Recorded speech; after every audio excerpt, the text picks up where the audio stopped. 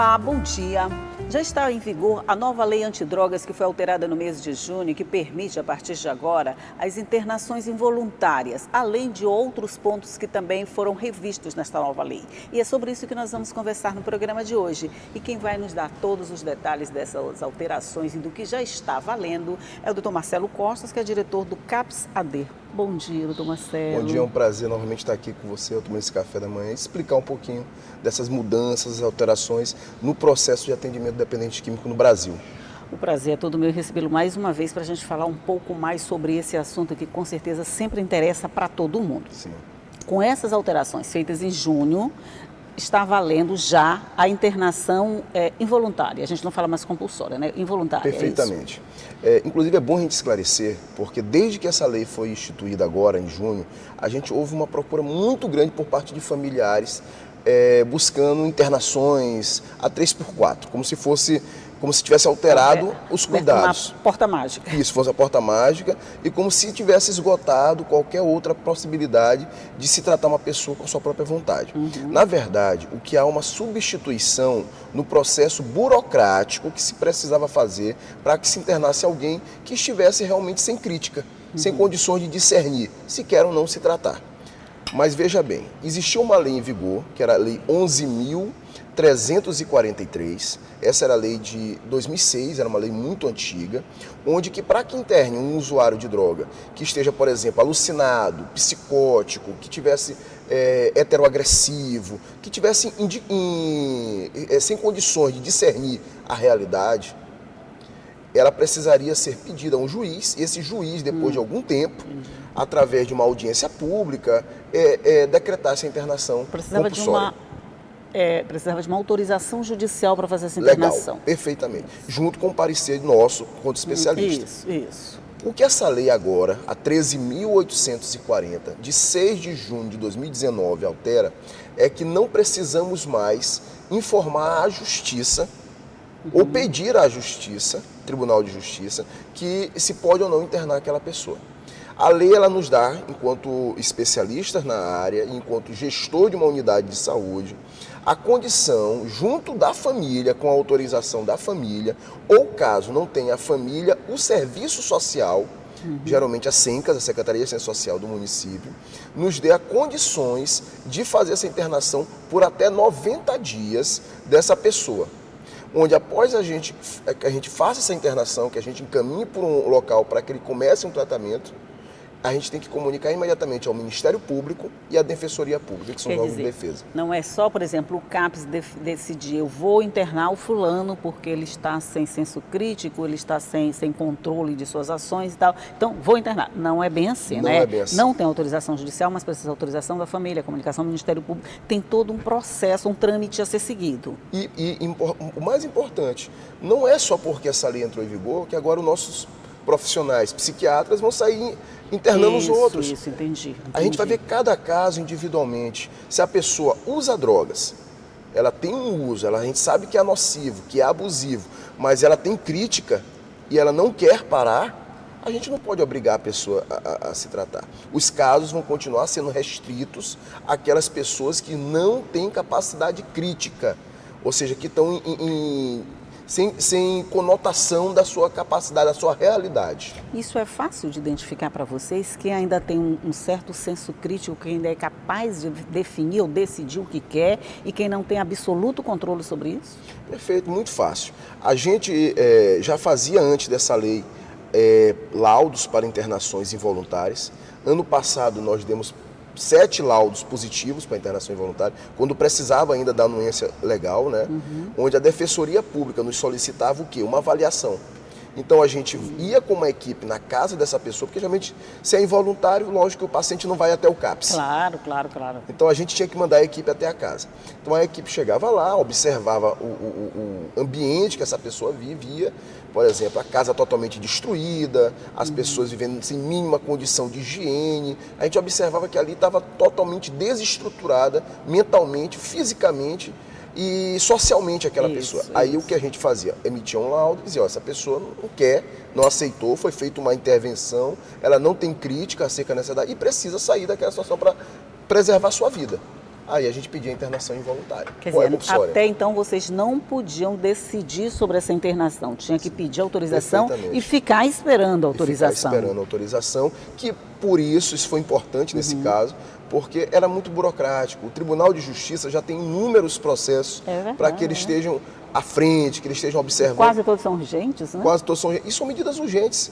Então ele apenas deu uma agilidade para os casos específicos. Mas eu insisto em dizer, esses casos vão continuar sendo ínfimos, porque a própria lei ela é bem clara quando ela diz que tem que se esgotar toda e qualquer possibilidade que essa pessoa tenha de fazer esse tratamento voluntariamente. A gente vai continuar sempre na perspectiva de que o paciente tem que querer se tratar e tem que buscar essa ajuda. Mas isso é comum? O paciente quer se tratar, ele vai buscar ajuda? Sim, 100% dos pacientes que estão no CAPS, todos eles que estão lá, eles estão voluntariamente.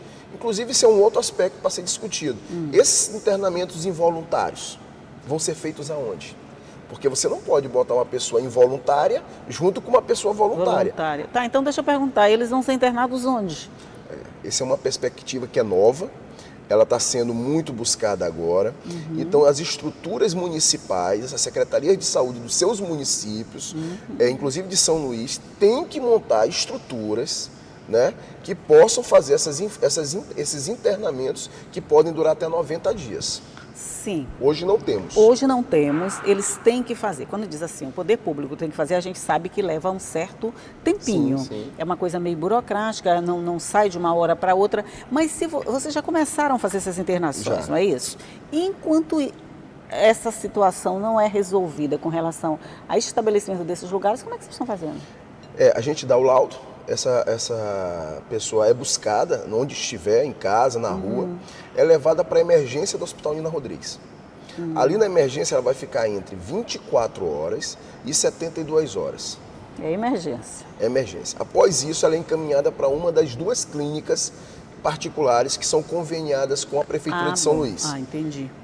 Quer dizer, elas não vão para o CAPS, elas não vão ficar nessas instalações que o CAPS oferece. Não pode internar pacientes involuntários. Isso é bom para que a gente oriente até a população.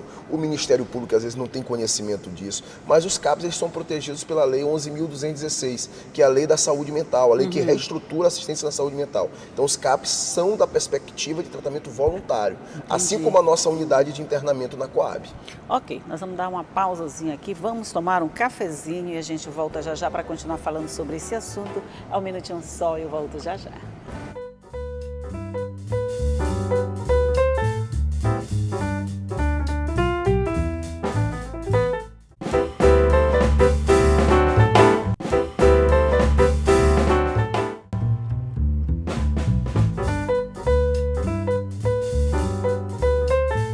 Já estamos de volta para continuar conversando aqui com o doutor Marcelo Costa sobre essas internações voluntárias que já estão autorizadas pela lei antidrogas. E a gente estava falando na dificuldade de colocação desses pacientes.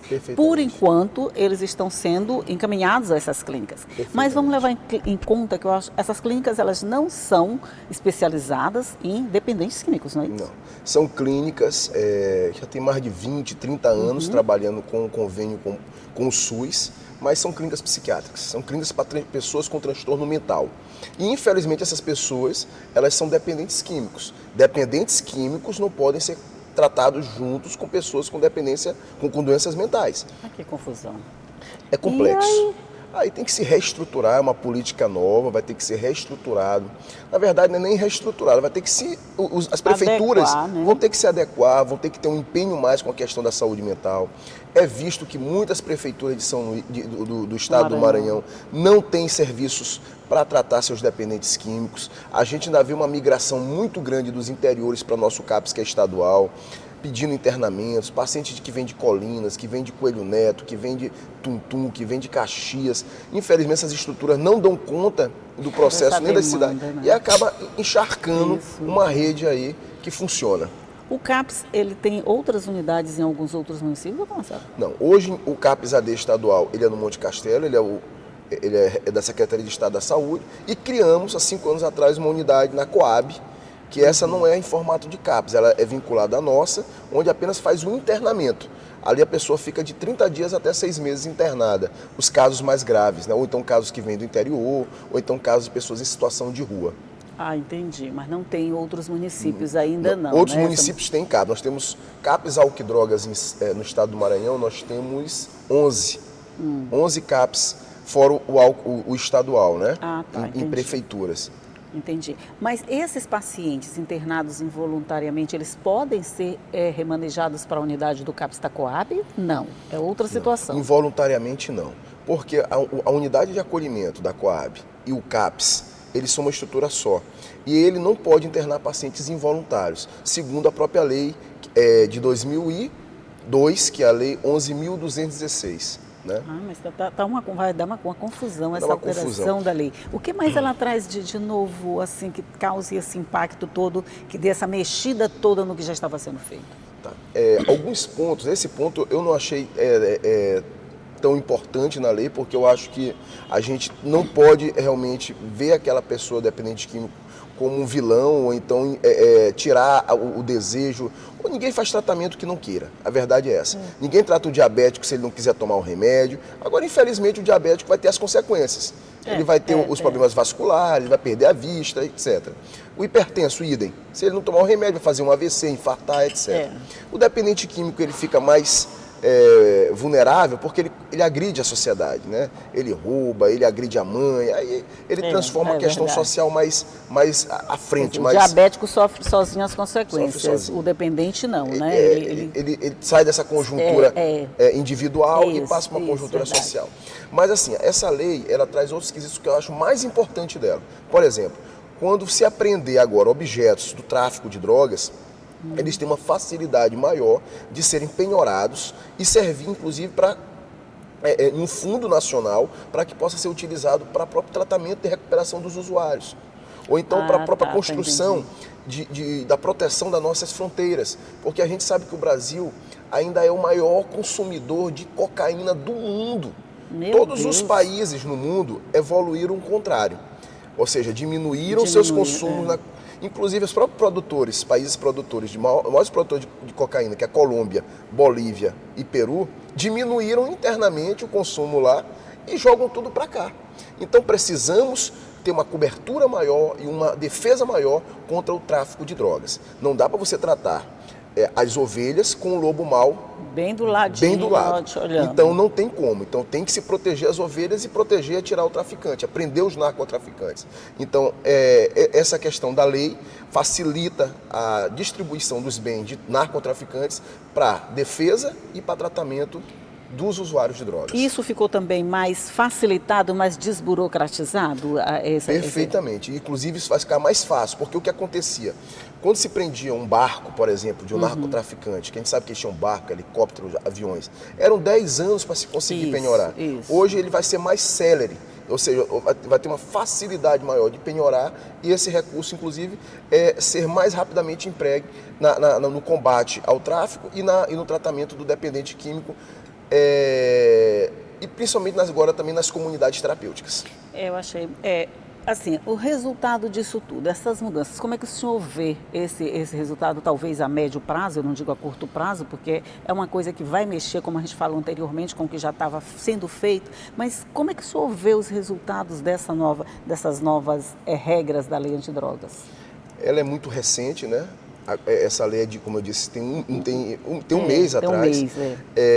Tem um outro quesito dela que eu vejo também a médio e curto prazo como muito importante, por exemplo, as comunidades terapêuticas. A gente sabe que existem inúmeras comunidades terapêuticas e que viviam completamente à margem da saúde. Era como se a gente existisse enquanto profissionais de saúde e as comunidades fossem uma marginalização, né? Convencer algum com isso que se ressentiam muito, né, dessa situação. Dessa situação. E essa lei, ela coloca as comunidades terapêuticas ao nosso lado. Ou seja, elas começam a fazer parte da rede de atenção psicossocial. Dá uma legalização ao trabalho que é desenvolvido. Legalização.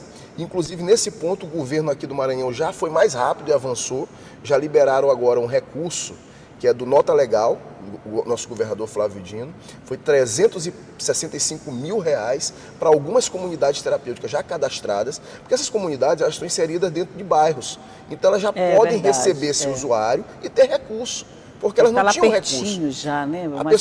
A pessoa chegava, olhava aquelas comunidades, poxa, Mas aí não tem estrutura. Mas como é que ela vai ter estrutura? Se que quem tomando de conta ali é o pastor com o dinheiro dele, é a comunidade. Então, com recursos maiores, eles têm capacidade de se estruturar, de botar camas melhores, quartos E melhores. oferecer um trabalho melhor para quem precisa. Perfeitamente. Né? E essa lei, ela é bem pragmática no sentido de que essas comunidades passam a fazer parte da rede de atenção psicossocial. Ok, de novo um rápido intervalinho, mas como você já sabe, é só o tempo de a gente tomar um cafezinho, a gente volta para continuar falando sobre esse assunto. Um minutinho só e eu volto já.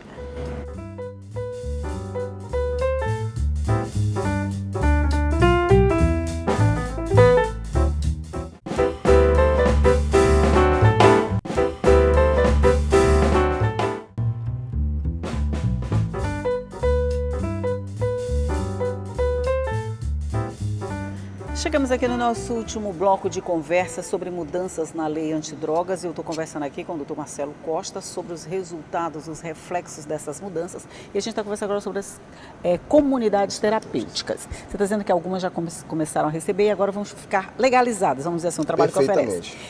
Muita gente ainda tem uma ideia errada, uma ideia meio enviesada, vamos dizer assim, um olharzinho enviesado para as comunidades terapêuticas. Por quê, doutor Marcelo? O que acontece? Como essas comunidades terapêuticas, elas são de caráter privado e grande maior parte delas, acho que todas, tem um viés religioso, ou seja, estão ligadas a igrejas. Deixa eu esquentar o nosso café enquanto a gente conversa. Elas estão ligadas a igrejas, então acaba tendo esses conflitos com relação à religiosidade, com relação a se o pastor está ganhando dinheiro com aquilo, está se usurpando do desespero alheio, né? Mas, na verdade, é o seguinte, o Estado não está sendo irresponsável, pelo menos aqui no Estado do Maranhão. Agora, isso também tem que ser de competência de todos os estados que vão entrar nessa nova política.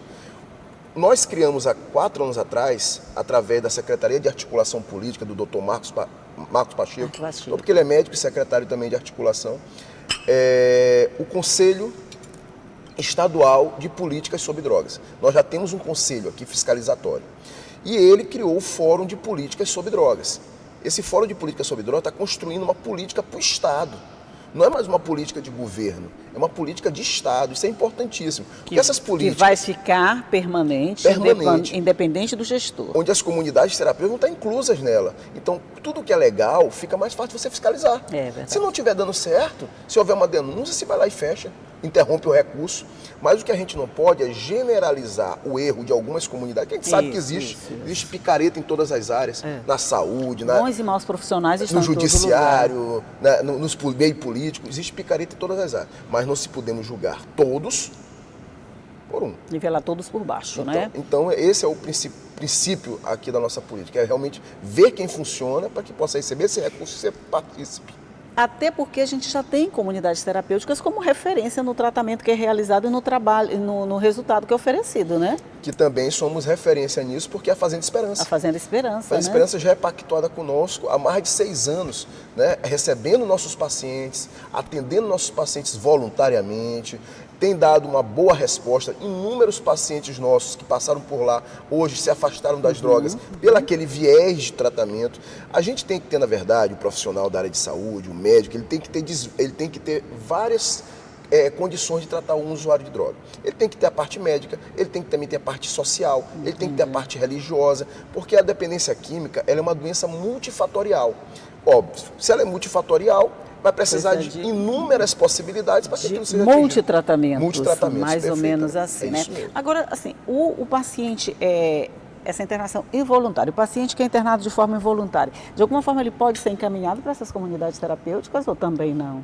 Pode. Agora, sim, de imediato, a gente vai precisar entre 30 a 90 dias dessas internações involuntárias para que a gente possa conscientizar esse paciente. Porque, na verdade, ele não vai poder passar a vida toda internado involuntariamente.